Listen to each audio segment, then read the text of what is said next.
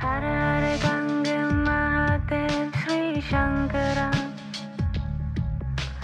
Parvati Pati Mahadev Sri Shankara. Namaste, it's Sahara Rose, and welcome back to the Highest Self podcast, a place where we discuss what makes you your soul's highest evolvement.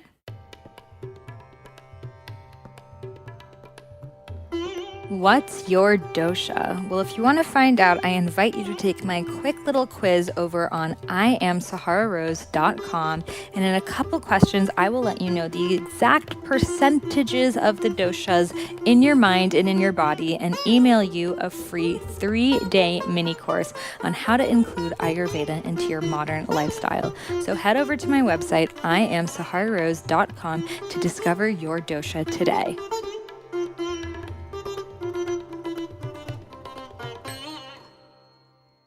I am afraid of the pause. Just going to start this episode by telling you that I am afraid of the pause. And you might be too. So the past month-ish, I have been on a meditation journey. And I've meditated before on and off for many years, but I never really got into it. To be honest, I always felt like yoga was more my thing, dance, pulling cards, journaling, walking outside, talking to a friend. I felt like I had so many different practices that to me were meditative and allowed me to tap into source. And when I would sit and meditate, I honestly just felt more restless, more tired, more agitated, reminding myself of things on my to-do list that I haven't done. And people would talk about how it was so restorative and replenishing, and I just never would feel that. So I'm like, well, why do I want to waste 20 minutes of my day twice a day doing something where I could work out and feel good, or write in my journal or garden or something else? So I just deemed that as, seated meditation is just not my journey. And I realized that my resistance to it, I was more resistant to sitting down and meditating than doing a launch, creating my membership program, writing 4 books, these things. I'm sure, let me just try it. But sitting down and doing nothing and meditating, that feels like a waste of time. And I know it's so cliche. They say if you don't have time to meditate, then you need it more. But I was I feel like I'm spiritual. I feel like I don't need it. And I would get reaffirmation from other friends that I had who were definitely spiritual, but they don't have a meditation practice. So I was this is not for me. And you've heard me talk about it, that seated meditation has just not been my practice. So I realized that it is just this one forefront that I really need to dive into. Being a spiritual teacher, meditation is such a huge part of it. And there's a reason why in yoga, true yoga is not asana practice. It's to sit and meditate, to yoke, to become one with Brahma, universal source consciousness. And when I first moved to India, and I was huge into Ashtanga yoga, and I was looking for the great yoga teachers, and they'd have me sit in a hut, and this big guy would come and be like, okay, yeah, time to do yoga. And we would sit and breathe. And I was like, what is this? This isn't the kind of yoga I want to do. I want to flow. I want to learn new postures. I want to do inversions. I was still coming to it with this really rajasic quality. And rajas is the quality in Ayurveda that is movement. It is that pitta energy. It's very driven. It's always going to the next thing. And our society is very rajasic. And Rajas, this quality of movement, of fire, of getting things done, of activation, it can serve us in a lot of ways. My desire of movement has helped me build this career by the time I'm 28 years old. I've written, 4 books, done tons of speaking at Google and all of these different places. It has served me. I could find every reason to show me how it has served me. And at the same time, it has hindered me. It has hindered me because your life is not determined by how many accomplishments that you have. And it's this fine balance, which I've been talking about on this podcast for the past 2 years, of doing and being. And truly, when we're in alignment with our Dharma, we are flooded with this rush of energy that makes us want to continue to create. So many of the things that I've created, I've never set a plan to do. I just had one thought that led to another. I didn't even know I was going to make rose gold goddesses. I just wanted to do monthly goddess circles. And then I wanted people to talk to each other. And then one thing led to a next, that it became a full-fledged 2,000 person membership. So it's come with flow. It's come not out of pushing and striving. So I wouldn't say that I'm coming from it with this like burnt out perspective, which I definitely have been in the past, but this stage in my life, I wasn't burned out. I have really been in flow. And I have also been taking action pretty much constantly. And that action might look like literally, working on my business, emails, that kind of stuff. It might be any spare moment. Okay, I need to write my book, writing the book. It could be any spare moment. I need to do something else to self-improve. I need to work out. I need to stretch. I need to journal, even self-care activities. But coming from this, like, okay, I have a moment of time. What is this next thing that I need to do? And one thing that I really don't do is just sit and do nothing. Like, that is something I don't do. And I can find, again, every reason of why I feel like that's a waste of time and I'm on this mission. But when I truly look at it for what it is from the highest perspective, I can see that it comes from fear. And I will be the first person to admit it, because a lot of you guys might look up to me, and I want to share with you that I also have the same fear of pausing, of slowing down, of doing nothing. And really, when I look at this fear, it comes from childhood. It comes from being a kid and you're signed up to school, and school keeps awarding you the more that you get a gold star, and then it turns into grades. I remember being so excited when I was starting middle school, because now we were going to finally get like letter grades. And I really wanted that feedback, because I was already conditioned by the time I was 10 years old to think that my worth comes from someone else. And I was, just a child of the public school system. And I also had a dad who was very into grades, always talking about how smart he was, how accomplished he was. So I always felt like to be loved and to be seen and to be respected, I had to also have good grades.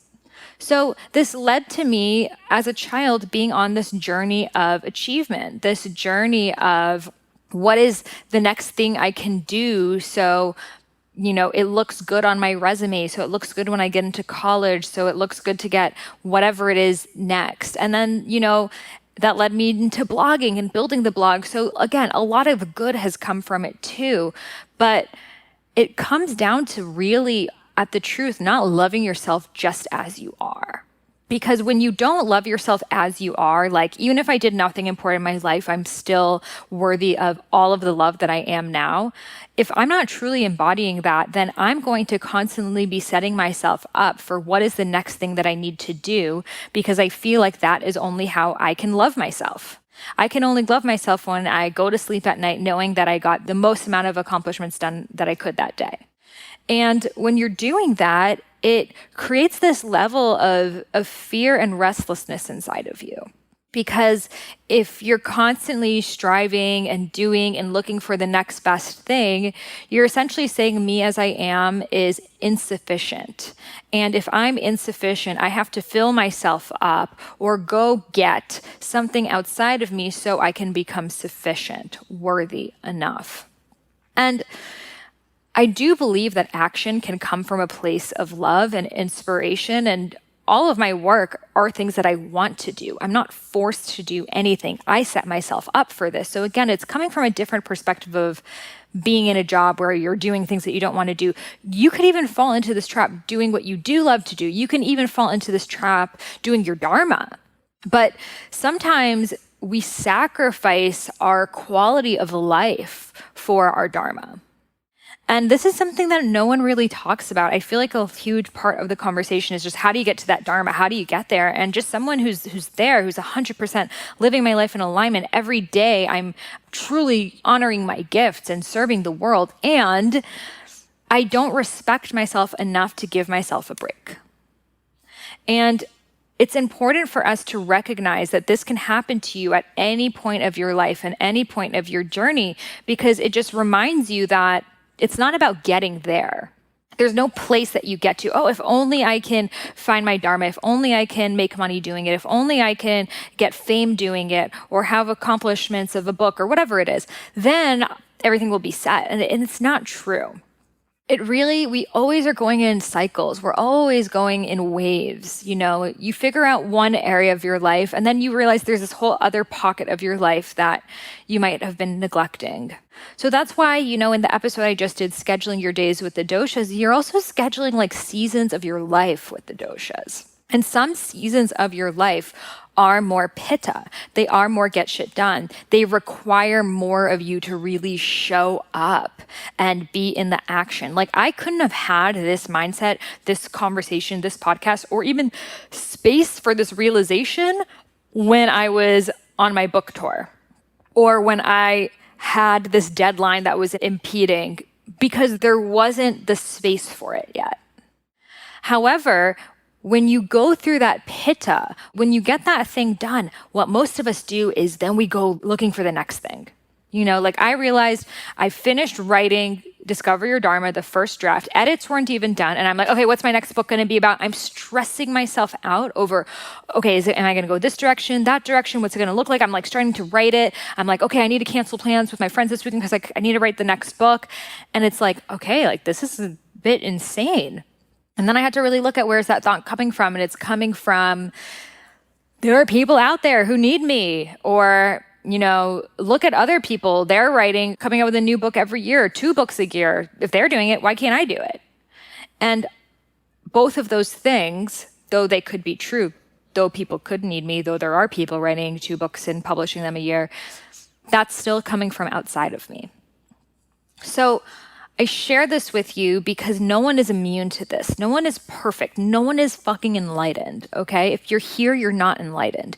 If you were enlightened, you would not be in a human body. You would have no reason to be here. We're only here to learn lessons. That's it. This plane is an earthly school. You only came here and incarnated on this earthly plane to learn out some karmic lessons that your soul needs to fulfill. And then once you've learned those lessons and you're totally clear, then you can go back to being in the spirit realm. So if you're fucking here, even if you're the Dalai Lama, you have some lessons to learn.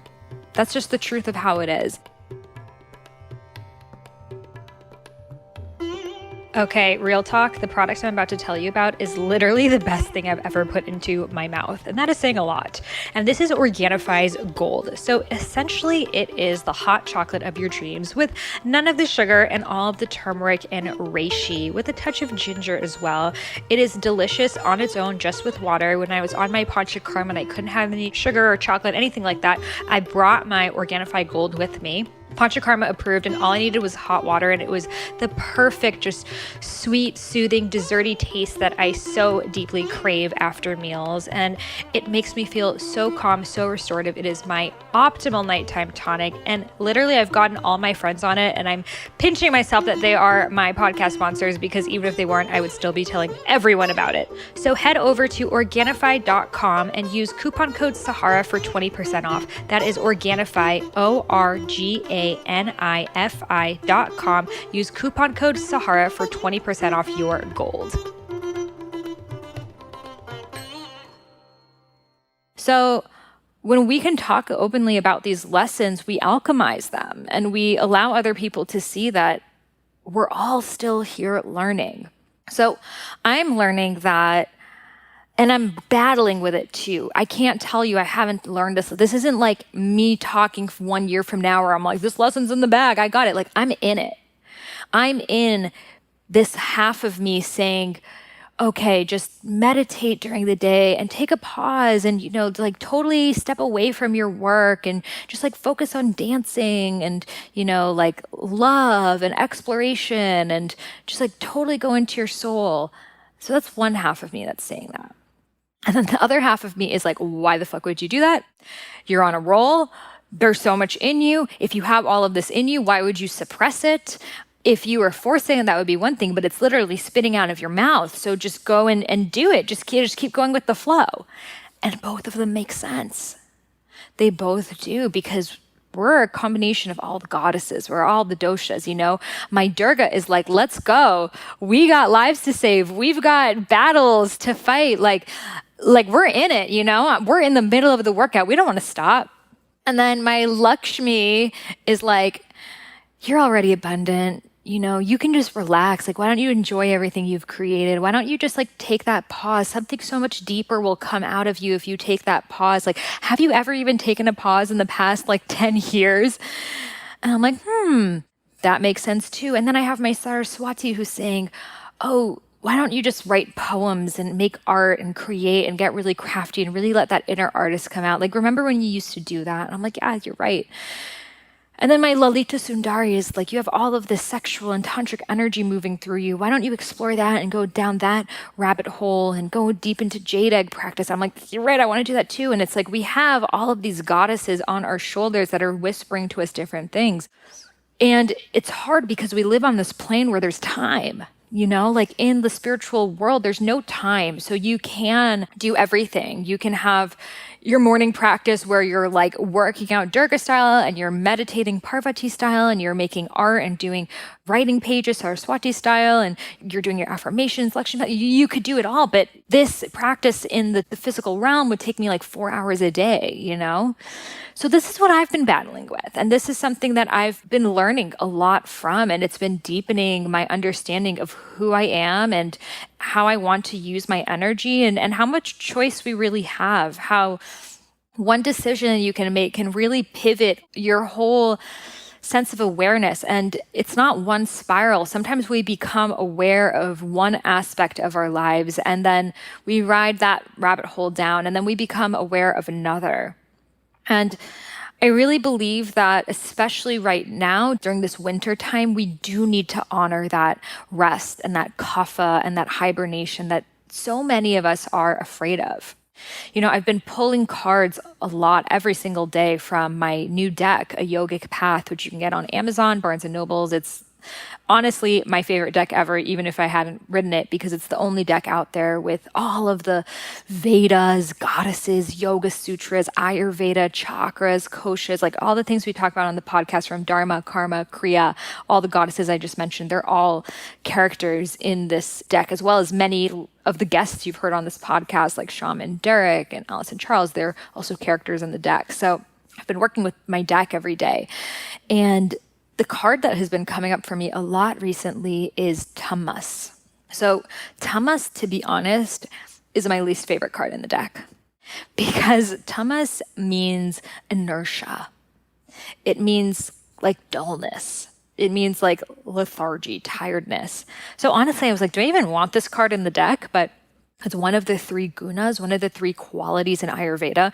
I'm like, okay, I can't take out one of the qualities because I don't like it. Like the 3 qualities either all have to be there or none of them have to be there. So I put Tamas in. If you see the card, it's this beautiful white tiger who's like lying down and sleeping. And I keep pulling this card and I'm like, ugh. Tamas, like, I don't know, I'm having an off day. Maybe I didn't like clear the cards. I'm giving myself excuses. And it's like, nope. That card is continually showing up for me for a reason. And the reason is because I have suppressed that part of me.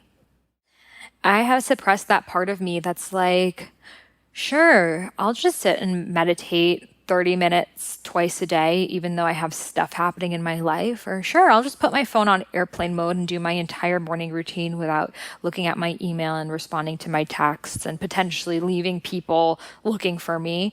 Or sure, I'll just, spend this weekend not writing or doing my errands and meeting with friends and all the things that I need to do and just like literally just like sit and chill. Like that part of me has been so dormant because we live in a society, again, that's like, how can I be the most productive and get the most done? And there are so many things that we want to create, and we do have this realization that time is limited.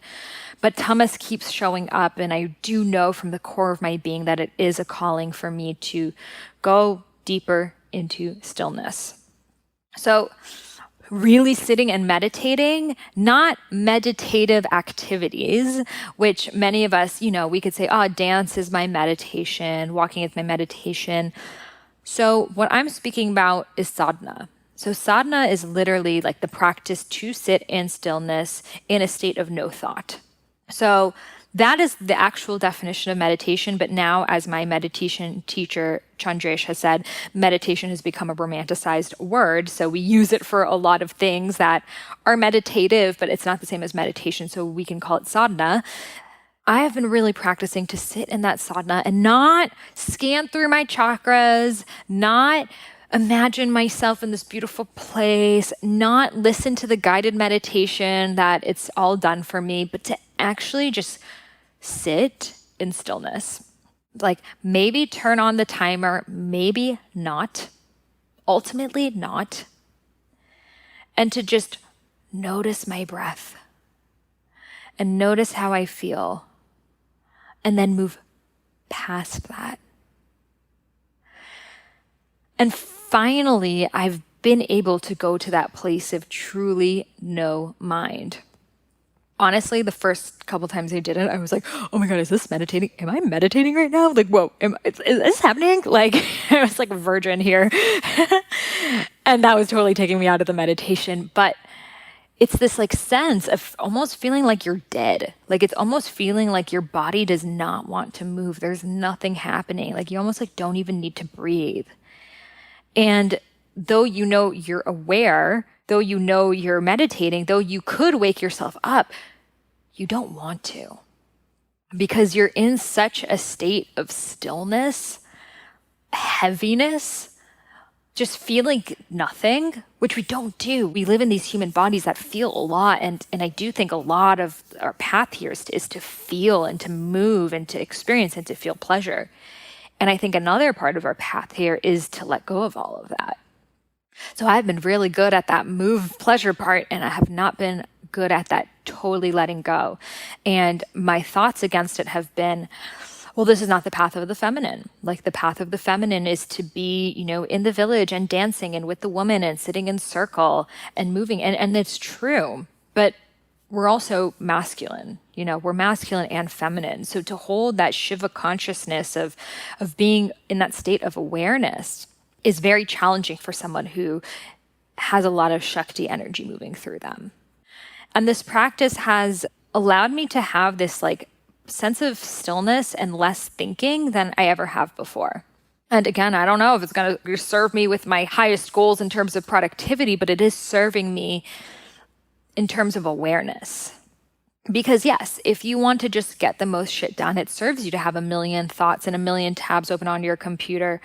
But it really doesn't at the highest level, because then you're just constantly playing ping pong with the world. Okay, it threw me that email, so let me ping pong it back. And you're just constantly like imagining yourself with a ping pong racket thing, and you're just like boom, boom, boom. And like that's how most of us live. We're just putting out one fire after the next. We're just responding to what the world throws at us. But when you recognize that there's so much happening, you're in the middle of the sphere, like to really, even if you're somewhere loud, like I was meditating and I visited Amma, the hugging saint, and the room was so loud, and I just sat in there and meditated, and I just like really like listened. I would like tune into different conversations happening and then like listen to the overall sound and then like tune out of it. And you realize that you have the capacity, like as a conductor, to tune into different frequencies and different energies. Another thing I've been doing is just like tuning into the feeling in different parts of my body, like noticing what it feels like to have hands. Like, whoa, okay, there's these bones that are in these like long fingers, and they have all of these like fine movements. Like, wow, that's cool. There's a lot of possibilities I can do here with my hands. And then like noticing like my feet and how they feel like far away and a little bit less controlled. And then noticing like my womb and how I can literally like turn myself on and bring forth sexual energy without even moving or touching myself or even thinking a sexual thought, just by bringing my awareness there. And then noticing my heart and noticing how I could literally like feel love, like feel butterflies. Again, without a person there, without a thought of a person, just by tuning into the frequency of my heart. So we have the capacity to bring awareness to different parts of our bodies. And when we can bring that subtle sense of awareness, they activate. And then you realize that you don't need the world around you to be activated. You don't need a partner to be turned on. You don't need love to feel love. You don't need to be doing an art project, to feel creative. Like, you can just tap into those frequencies inside of you, and it gives you the ultimate sense of control. And that's really what yoga is. It's about controlling the senses. It's about tuning into, wow, we are these conductors of energy. So how do I want to conduct mine? And the only way I can have the power of conducting is to get out of it. I'm not going to feel the subtle energy of my body when I'm like thoroughly engrossed in the world. When I'm thoroughly engrossed in the world, I need to be receptive to the energies that are happening outside of me because I am responding to them. I need to be aware of, okay, how's that person reacting? What's going on in the space? How can I show up? What is the time? Like, these are things that I need. And I think also a lot of spiritual people don't tap into that side of themselves too. We also need the rajas here in society. We need the pitta. We need the action. But for a lot of us, myself speaking, have spent a lot more time in the action than we have the reevaluation. So I am taking December to be as kapha as possible. And it's going to be really fucking hard. It's going to be hard because I'm going to be around all my triggers, which are my laptop, my phone, my thoughts. And to be in those triggers and realize that I don't have to react to everything. I don't have to respond to everything. I don't have to fill up every little bit of space that I have. And I think a lot of us, we set like our New Year's resolution, like this year I'm going to have so much more spaciousness in my schedule. And then when you look back on the year, you don't recognize the spaciousness. We forget about the spaciousness, and we also fill it up with different things when it arises. So what I'm going to be playing with this year is how can I continue to create and grow at a bigger level than ever before, impacting more lives than ever before. I want to host this event, like a big event in LA with like hundreds of you guys and speakers, which is a huge thing. And it's like, I planned a wedding last year and that was stressful enough. And a part of me is like, why do you keep doing this to yourself? But I love to create. I love to build. I love to create alchemy. It's like, I feel like a magician when I make something out of nothing. And how can I do it from a place of spaciousness, from a place of rest, from a place of kapha? And I know I'm probably not going to be very kapha when that event is happening or, the couple months right before it. But I can cultivate that sense of stillness and awareness with me right now and kind of fill up my camel hump. And then when I have that, just that grounding within myself, then from that place, I could take action. And it's like, I filled up my tank. I'm not running on empty. So let me know if you like episodes like this where I share what I'm working with. Like, I know it's totally different because I'm supposed to be like the spiritual teacher here and have all the answers, but I don't. I'm learning and I'm remembering, and I think it's helpful for all of us to share what we're learning and remembering and forgetting along the way, because we are all just humans here on this physical plane, just like kind of figuring it out, right? And it's also important to not take it so seriously either, because at the end of the day, it's just your human life. You've had others. You're probably going to have more. So just enjoy it and learn and experiment and know that you can create whatever you want. And that doesn't also mean you have to create everything. So I hope you enjoyed this episode. If you loved this episode, I would love if you could leave me a review in the iTunes store. And as a free gift, I will share with you the first half of my unreleased book, Eat Right for Your Mind Body Type. Simply email a screenshot of your review over to Sahara@eatfeelfresh.com. Again, Sahara, Sahara, at eatfeelfresh.com. And I will send you over the first half of my unreleased book, Eat Right for Your Mind Body Type. Thank you and namaste.